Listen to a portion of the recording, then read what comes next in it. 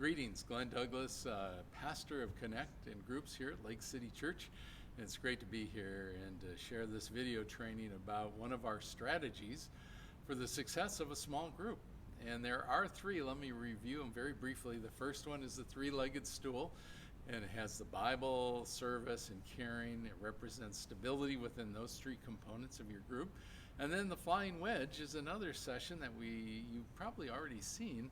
It's a second strategy, and what it does is it takes those three components, the Bible, caring, and service, and it talks about how they play out over the lifespan of a group and how to be effective in that. The third one that we're going to talk about right now is the baseball diamond. We're all pretty familiar with baseball and baseball diamonds. It's a national sport of our country, and so we know a little bit about what it is. We've seen the baseball diamonds. Maybe you've played the game before, but I'm going to use that to represent what happens in a group. And just a brief reminder, all three of these strategies complement one another. They work with each other to help your group be balanced, effective, and very meaningful. And so pay attention to all three of these. It's a lot to grasp when you're first starting a group, but your coach is going to help you. This training is going to help you understand the balance of these three. So with that, let's go ahead and get started with the baseball diamond. As you well know, any baseball diamond has a home base. And then when you get started, the idea is that you want to make it to first base, the second base, after there, to third base, and then back home. And that's when you score. It's not much different in our life group. And so if you understand this along with strategy 1 and 2, it'll really bring warmth, depth, and understanding to your group. So let's talk about, you get your group started, we're at home base and we're taking off. We just hit the ball. Which way do I run? I think I run towards first base. First base between home base and first base, it's what's called history giving. Somebody's going to come to your group, everybody's going to come to your group that comes, obviously, and they're going to come with a different story. They were born and raised maybe in a different state than ours, maybe a different culture, maybe a different country. Who knows? We come from different backgrounds, we come from different cultures, we come from different races. And so on that first section of coming together as our group, the healthy way to approach it is to give your history, tell your story. In Rooted, we're really working on that, where everybody gets opportunity to learn how to tell their story. What is not only the story of my life, but also what is God doing in my life? What has He done in my life? So that's the whole purpose. When they gather and they come, they're not too interested in jumping into a lot of detail until they know each other. Is this a safe group? Is this a safe place? And they're going to be very willing if you encourage them to share their story. Some may be short, some may be longer, but they're going to want to tell their story. It's best just to listen and to ask everyone to listen, not to evaluate or critique. That's not the purpose of story giving. It's allow them to tell their story. And a lot of times I call that section there coming and they're unloading their baggage. It's like when you go to somebody's home, you come, you take your bags in or into the motel, and you unload your bags and you get settled and you find where all your stuff's going to go. That's what's happening when new people come to your group. You need to allow people to do that. Even after your group's going on for a while, when new people come, you have to reintroduce that process for them, or they'll just say you're a clique. They don't really care about me being here. You don't care about my story, who I am. So this is important for new groups that start, and this is important for any new member that would come or new attender that would come to your life group. So that's at first base. So once we get to first base and you haven't run them off yet or scared them to death, or the people in your group haven't and they want to stay, the next base from first to second is called affirmation. What in the world? Affirming what? Well, here's what's going to happen. I'm from Detroit. I'm now living here in northern Idaho. This is really a different place than Detroit, Michigan, let me tell you.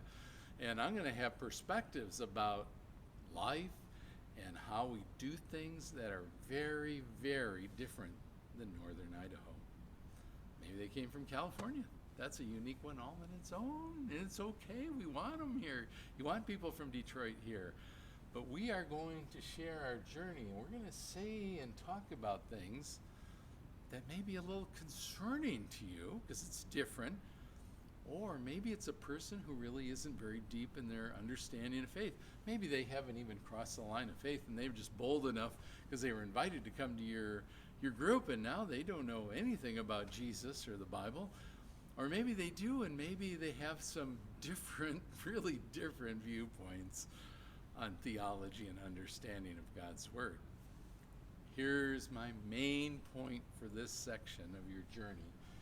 As people share their background, they may tell and share something that is really crazy. And if you give them a weird look, that's nuts, that you're nuts, they're not going to be back. They'll vote with their feet. They won't come back to your group. Doesn't mean you have to affirm where they've been or what they're saying, but or agree that it's truth, but affirm their value as a person and where their journey's been. They may come up with a theological statement like, I don't really believe in the Trinity. Now that'll usually raise the eyebrows of every Christian in the group.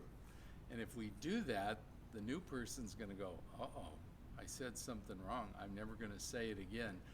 Doesn't mean you have to agree that there's not a Trinity, but you affirm them and understand their journey and what they know about the Trinity and welcome them into the group because they're going to be on a journey of discovering what the Trinity means.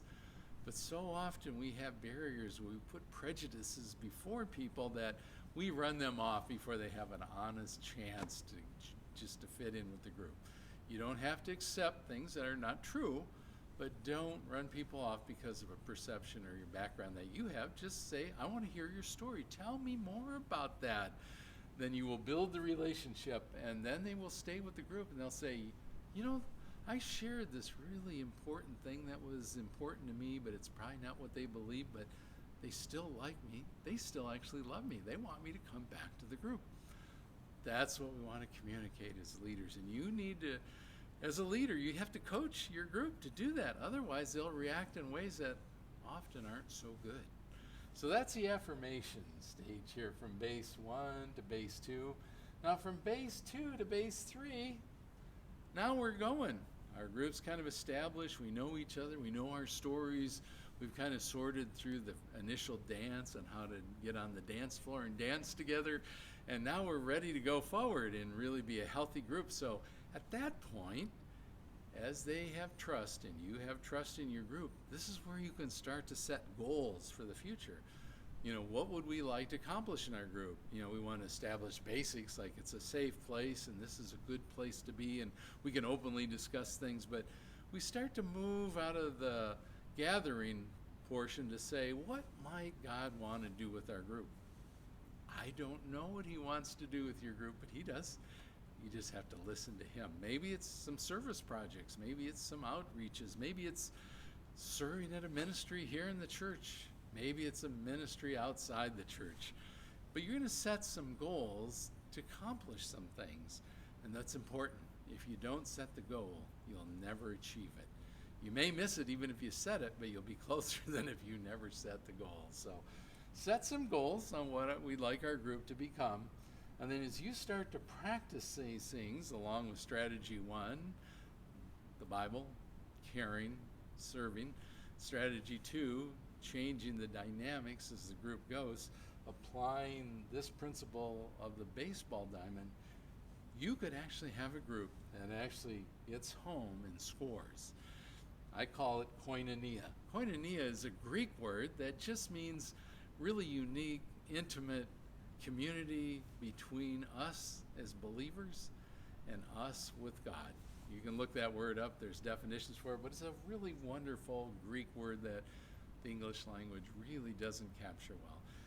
And when you do this, people they will go, wow, God really did something in our group. I was changed. I have a different belief now than I did before. I love the people that are now in my group. I wasn't so sure about them when I first came here. And I've deepened my understanding of God's word and what it means in my life and how my life works. And we're doing it together. That's the koinonia part. And people will walk away going, that was a God thing. Does every group make it?